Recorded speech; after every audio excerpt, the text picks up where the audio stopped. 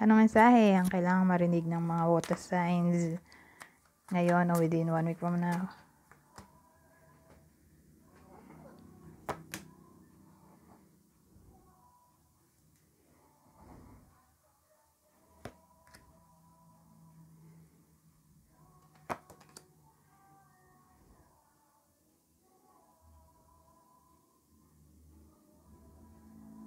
Ano to?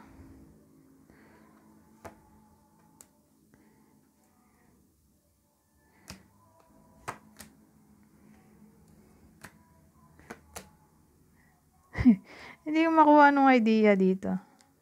Relasyon ba to? Friendship? O career? Pero yan, nakailang bunot na ako dito. Walang lumabas.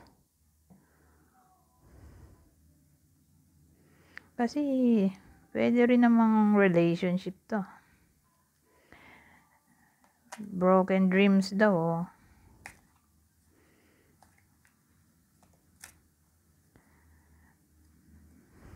So, inisip ko, bakit broken dreams? Kasi yung partner daw ay nagloko.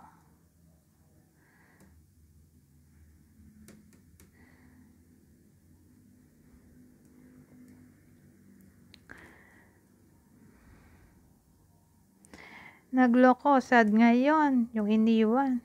O niloko, di makamove on. Itong dalawa. Indecisive, in a way na hindi niya alam kung anong gagawin niya. Probably no contact sila ngayon, pero kung ganito situation, break na sila.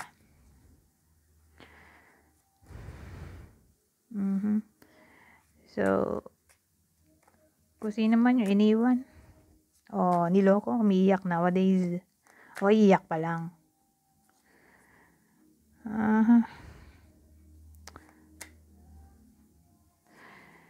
Na para bang akala nila ito na yung dawa nila, tapos di pala. Kaya ang tindi ng sadness dito, na para bang binigay ng lahat-lahat, tapos nauwi sa wala. OMG. So, sino kaya itong mandolokong partner ng water sign? So, again, ida nangyayari na to, mangyayari pa lang. Hanggang dito, cheating pa rin, no? Scorpio, ano ba to? Capricorn. Sama na rin natin Virgo.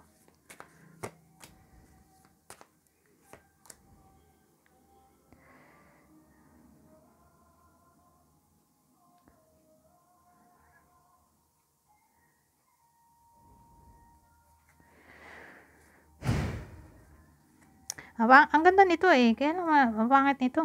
Di ba, baliktad. More like, tatama tong reading na to sa naglalandian na.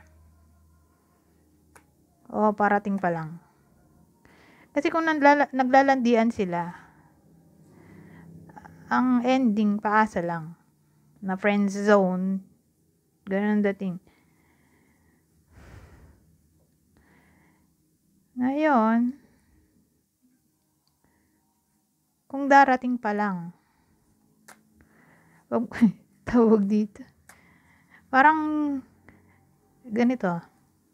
Within 1 week from now, kung may dumating na new love interest sa iba, sa inyo, wag na ituloy. Baka perahan lang kayo nito. So, syempre, alangan namang lahat, diba, nang darating sa buhay ninyo o ng iba sa inyo. Within 1 week from now ay tawag dito, malas. Syempre, alamin natin kung sino yung possible zodiac sign na dapat iwasan. Aries ulit. O, malaki ang emphasis na Aries. Aries lang. Ulitin ko. Kung dumating na to, o darating pa lang, tapos Aries. Yung zodiac sign. So, para bang kung i-flirt yung iba sa inyo, nitong Aries na to, within 1 week from now, red flag, di ba? Layuan na. Kung ayaw nyong kwartan lang kayo tumiyak sa bandang huli.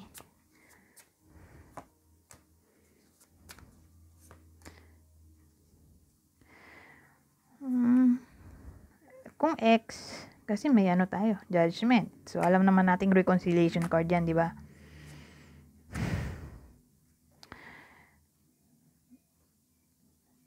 Tapos, may 2 of cups tayo. Ang dating sa akin, kung ex to, hindi pa rin siya natuto. Hindi pa rin siya nagtatanda, hindi pa rin nagiging ng maturity.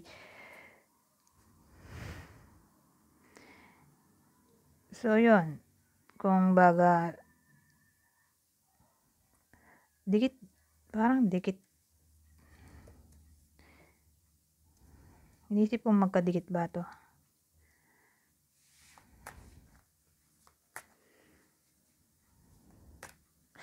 Siguro X lang yon.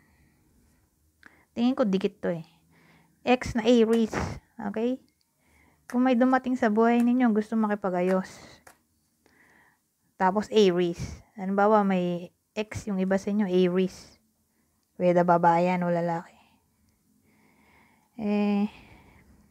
Wag na tanggapin. Dahil hindi pa rin siya nagtatanda. Ganun pa rin. Toxic pa rin siya.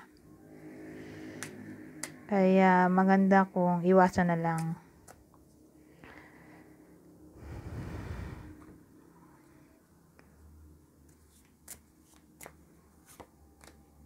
Rest. You've been working hard. Take a nap and get some rest. So, within 1 week from now, hindi na-advise na pagurin ng sarili dahil pinagpapahinga kayo dito para hindi magkasakit. Positive energy. Surround yourself with positive people and situations and avoid negativity. So, think positive lang daw. Think o ilapit lang ang sarili sa mga good energy na tao o positive people o sitwasyon. Avoid daw ang toxic people o negativity. So, i-attract lang daw ang positive energy. Father healing. Your personal power increases as you give your father-related issues to heaven. So, ano ba to? Father-related issues. So, pwedeng kaaway yung tatay.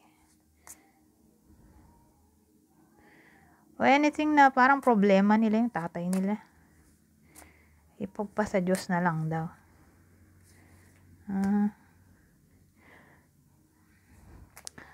Anyways, hanggang dito na lang. Goodbye for now.